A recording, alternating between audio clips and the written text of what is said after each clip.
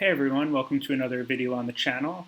Today we're going to be taking another look at StoneCo Limited, also known by the ticker symbol STNE. So looking at the chart, we could see that StoneCo has experienced these giant swings in both directions. So we were up at one point at $15 a few months ago, dropped all the way down to $7, recovered up to the $12 to $13 range before dropping again and then recovering to that range again.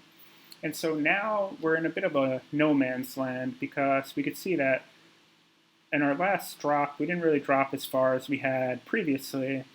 We also didn't recover as much as we had. So what happens next? That's really the question. And to help really answer that question, one of the things I find utility in looking at is seeing how some of the other big money Wall Street players are using their money and where they're putting their money. So I thought this article was interesting. It talks about what, these two growth stocks that are down so massively that billionaires keep buying. So skipping over to StoneCo, the billionaire in question is Stephen Cohen of .72 Asset Management, which those of you who don't remember Stephen Cohen, he was a guy that got a lot of public attention a year or so ago when the whole GameStop phenomenon was emerging and all the meme stocks were taking off, because Stephen Cohen, I don't think he did it directly. One of his proteges was it at Mudrick Capital, is at one of those hedge funds, was one of the major forces that was shorting GameStop.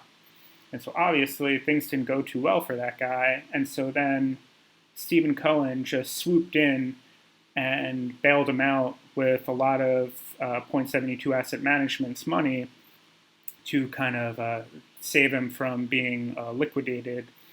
So, I mean, Stephen Cohen did get a lot of, I think a lot of retail investors who were involved with GameStop hold a bit of a grudge against him for doing that, because it is just kind of Wall Street bailing out Wall Street at the expense of the retail players who ultimately miss out.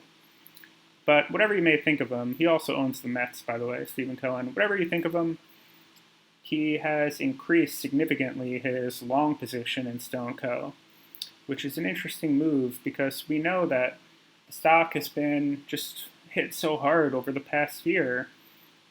And especially because, as we touched on in the last video, and if you want, I could do a whole nother video on this, the stock instituted a credit offering that completely went sideways, which as a result, the company, which should have been profitable last year, it actually reported a loss of $285.5 million, which, I mean, talk about a loss, especially when, you're a growth company that's finally supposed to be achieving profitability. That's not good. And that, I'm sure, explains a lot of the price decline. But Stephen Cohen's buying it nevertheless. Why could this be?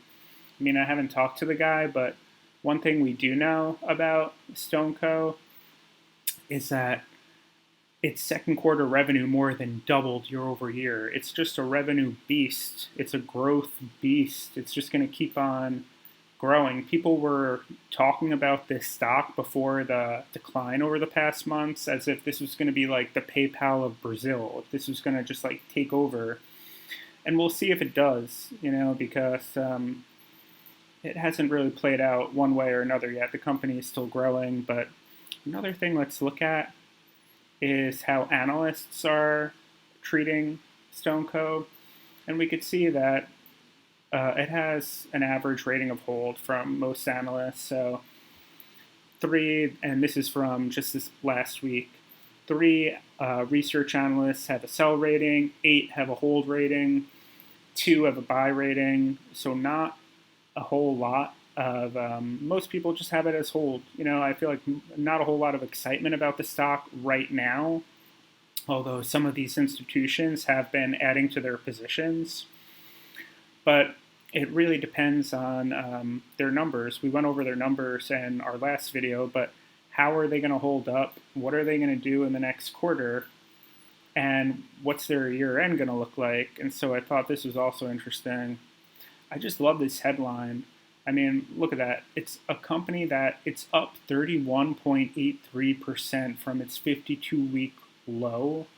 Okay, that sounds like a good increase, and yet it's down 40.75% year to date.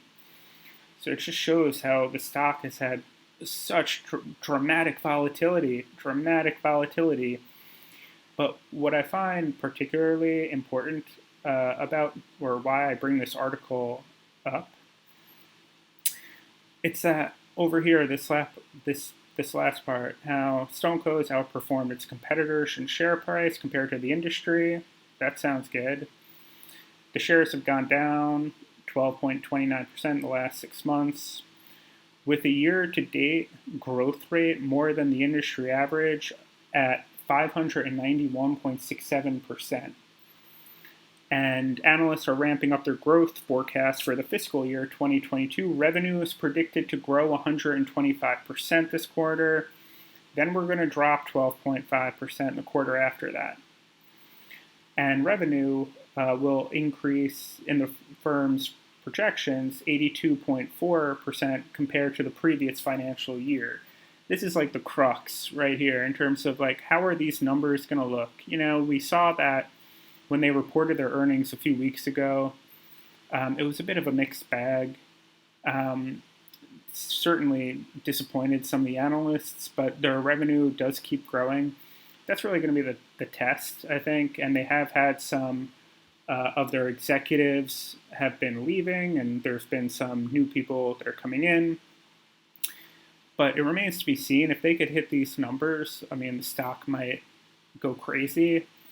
But we'll see if it does, because, we saw that a lot of the bad news, I think, is hopefully behind them. And hopefully now they could kind of just focus on their core business, which is just a revenue machine. And if they do that, then we could potentially see some of those higher highs that we had seen last year. Last year, in February, the stock was over $90. So we've gone down by like a factor of 10 since in like 18 or months or so. But we'll have to wait and see what happens. If they could sustain their growth, if they could grow their business. But again, I'm not a financial advisor. This is all just for education and entertainment purposes. But let me know what you think. Do you think that StoneCo is a buy at these levels? Do you think it's a sell? Are you holding? Let me know what you're doing with your shares, and I'll catch you in the next one.